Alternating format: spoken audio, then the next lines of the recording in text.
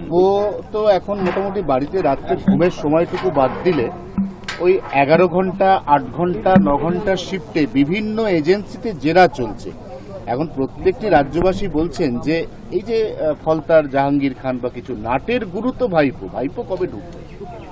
সব তো শুরু হয়েছে না, রাস্তা হাঁটতে আরম্ভ করেন, কেউ আগে পৌঁছাবে কেউ পরে পৌঁছাবে, রাস্তা তো খোলাই আছে। এতদিন লোকে ভয় কমপ্লেন করতো না, এখন কমপ্লেন আসছে, আর অনেক কমপ্লেন আসবে। আর যেরকম যেরকম যোগ্য তথ্য আসবে সে অনুযায়ী পুলিশ কাজ করবে। মমতা বন্দ্যোপাধ্যায়ের বাড়ির সামনে কুণাল ঘোষ ওরমভাবে ডিম খেয়ে গেলেন। দেখুন, লোকজন আমি দেখলাম এত সুন্দর প্র্যাকটিস করে যাচ্ছে, ঠিক কপালে মারলে কপালে মারছে, টাকে বললে টাকে মারছে, বুকে বললে বুকে মারছে। প্র্যাকটিস করতে অনেক ডিম খরচা হচ্ছে, মারতেও খরচা হচ্ছে। লোকজন ঠিক জায়গায় রেডি হয়ে থাকছে। আমার মনে হয় কোথাও প্র্যাকটিস করানো হচ্ছে লোকজনকে, নাহলে এরকম টিপ এত সুন্দর হয় কি করে?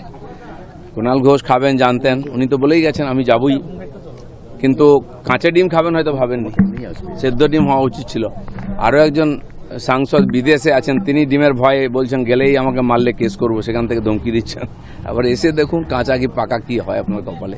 বলছি অনন্যার ওয়ার্ড অফিসগুলো তো মোৎসবের অন্যতম আতুরঘর হয়ে দাঁড়িয়েছে, কোথাও বিছানা পাওয়া যাচ্ছে, কোথাও নিবেদক পাওয়া যাচ্ছে, মানে বিভিন্ন জায়গায়। পার্টি অফিস থেকে আরম্ভ করে ইউনিভার্সিটি সব কটা হয়ে গেছে প্রস কোয়ার্টার। ভাবতে পারেন সমাজ কোথায় নেমেছে। পার্টি অফিস করা হচ্ছে পয়সা তোলা আর ফুর্তি করার জন্য। আর এটা শাহজাহানের ওখানেও আমরা দেখেছিলাম, সরকারি জেটি ঘাটের অফিসকে আর দখল করে নিয়ে পার্টি অফিস হয়েছে, এইসব হতো তোলাবাজি। ইউনিভার্সিটির মধ্যে সেখানেও সুঁড়িখানা থেকে আরম্ভ করে বাকি সমস্ত খারাপ কাজ হতো। তো কোথায় নেমেছে? মমতা ব্যানার্জি জানতেন না? একটার পর একটা ইউনিভার্সিটি তৈরি করলে উনি বিল পাস করাতেন বিধানসভায়, হয়নি একটাও। আর ইউনিভার্সিটিগুলো কলেজগুলোর কী অবস্থা? তার ইয়েরা কোথায়, মন্ত্রীরা কোথায়, এমএলএরা কোথায়? কিছু অ্যান্টি সোশ্যাল এসে দখল করে বসে আছে, তারা এমএলএ এমপির আশেপাশে ঘুরতো, তারাই নেতা, তারাই ভর্তি করবে, তারাই মেয়েদেরকে ভোগ করবে, এই জায়গায় চলে গেছে। তারপরে ওরা বড় বড় কথা বলতেন, এখনও বলার চেষ্টা করছেন, বাঁচার চেষ্টা করছেন। ফাঁসি দেওয়া উচিত এরকম শাসকদেরকে যারা এগুলো সমর্থন করেছে। সংখ্যালঘু নেতৃত্বের একটা বড় অংশ অভিযোগ করছে যে রাস্তা আটকানো হবে এই দোহাই দিয়ে রেড রোডে এবার ঈদের নামাজ পড়তে দেওয়া হলো না, অথচ মাননীয় প্রধানমন্ত্রী নরেন্দ্র মোদী 45 মিনিট আগামী রবিবার রেড রোডেই যোগা করবেন, তার জন্য 8টা রাস্তা বন্ধ। ওরা বলছে এটা দ্বিচারিতার রাজনীতি চলছে। প্রাইম মিনিস্টার এলে তো সব রাস্তাই বন্ধ হয়, খালি রেড রোড কেন? উনি যেখানে যাবেন সেখানে বন্ধ হবে।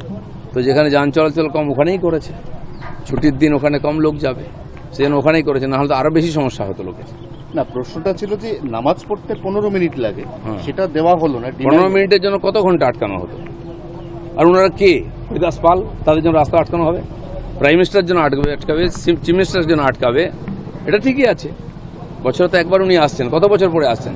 আর 107 বছর ধরেই তো অন্যায় করা হয়েছে। এক বছরে এমনি দম বন্ধ হয়ে যাচ্ছে। যান বাংলাদেশে, পাকিস্তান চলে যান, এখানে নামাজ পড়ুন, কেউ বলবে না। এখানে চলবে না এইসব। সরকার পাল্টে গেছে, লোক পাল্টে যায়, জানে এগুলো বন্ধ করবো বলে, আর বন্ধ হবেই, জেনে রাখুন। কাউন্সিলর অনন্যা দেবীর যে বাড়ি, হাতি বাড়ি, একটা সুদৃশ্য বাড়ি, আগেই প্রশ্ন উঠেছিল তার বৈধতা নিয়ে। তিনি মাসিক ভাতা পান 10,000 টাকা পুরসভার হিসেবে, কিন্তু এত বিলাসবহুল বাড়ি, আবার মেকআপ রুম।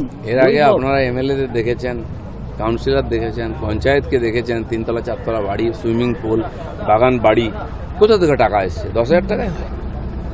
20,000, 50,000, 1 লাখ টাকা বেতন পাই এমএলএ, তাতে হয়? কোথা থেকে টাকা আসে সবাই জানে। ওখানকার স্থানীয় লোককে জিজ্ঞেস করুন।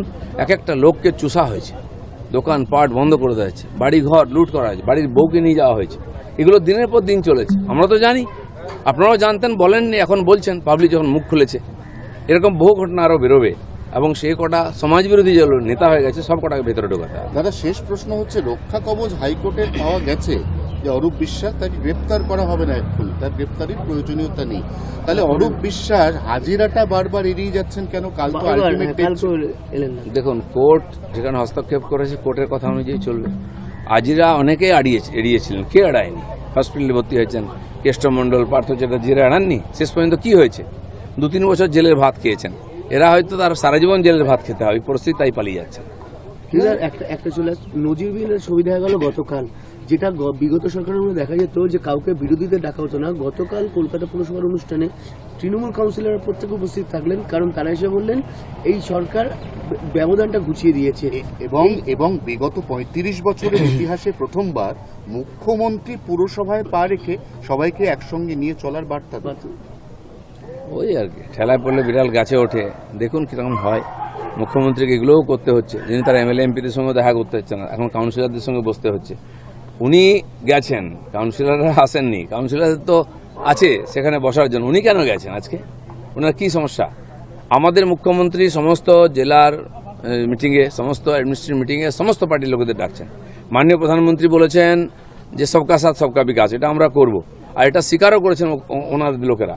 আরে তাদের পার্টির মিটিংয়ে তাদের ডাকা হতো না, ডাকা হলে যাবেন কিনা তাদের উপরে ছিল, ওটা কোনো সরকার চলছিল না পার্টি চলছিল। তো আজ দেখুক লোকে সংগঠন কিরকম হয়, সরকার কিরকম কাজ করে, সেজন্য সবাই সহযোগিতা করুন। আমরা বাংলাকে সোনার বাংলা বানাতে চাই। না, মমতা বন্দ্যোপাধ্যায় ডাকলে ওরা যাচ্ছে না, কিন্তু মমতা ব্যানার্জির উপরে শুভেন্দু ভরসা নেই তো, অধিকারী চলে যাচ্ছে। শুভেন্দু অধিকারীর উপরে ভরসা আছে, তাই তো লোকে ভোট দিয়ে জিতিয়েছে আজকে। তাই আমাদের মুখ্যমন্ত্রী যখন ডাকছেন, সমস্ত নেতারা, সব পার্টির এমএলএ এমপি কাউন্সিলর সবাই আসছেন। এই পরম্পরাটা আমরা শুরু করেছি, আর এই পরম্পরাতেই বাংলার উন্নয়ন হবে। দাদা, জাহাঙ্গীর খানের মতো লোকের জন্য সংখ্যালঘু মহিলারা রাস্তায় নেমেছে তাকে নিঃশর্ত মুক্তির দাবিতে। যে রাস্তায় নামবে, আন্দোলন করবে, সেও তার সঙ্গে ভেতরে যাবে, এটা যেন মনে রাখেন। যে চোরেদের সঙ্গে থাকবে, ডাকাতদের সঙ্গে হবে, তাদেরকে চোর ডাকাত হিসাবে ট্রিটমেন্ট করা হবে।